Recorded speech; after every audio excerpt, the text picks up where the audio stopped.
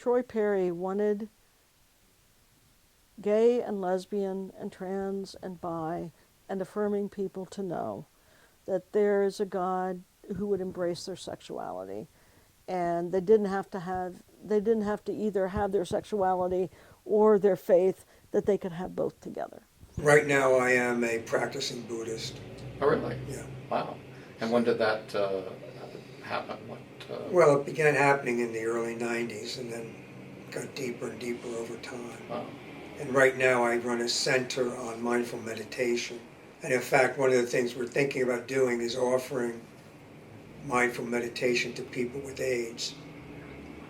Because we know that mindful meditation can increase the effectiveness of the immune system.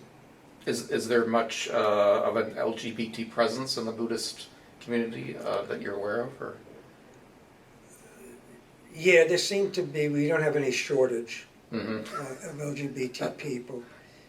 In fact, in one of the major, we had the Dalai Lama come to Pittsburgh in the 90s, and the people who organized that were leaders in the LGBT community who were also Buddhist. Wow.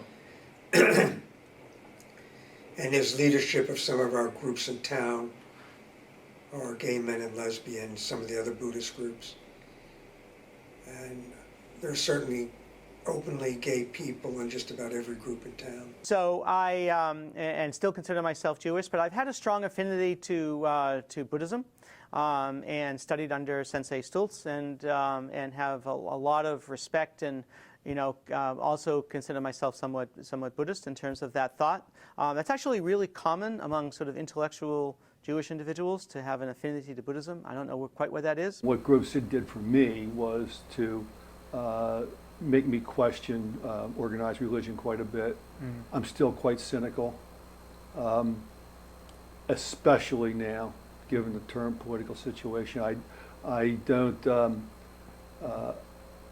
It's a point for me where, and I don't want to get on a religious rant or anything like that, but it seems to me that the people who spout to be the most religious are actually the least religious.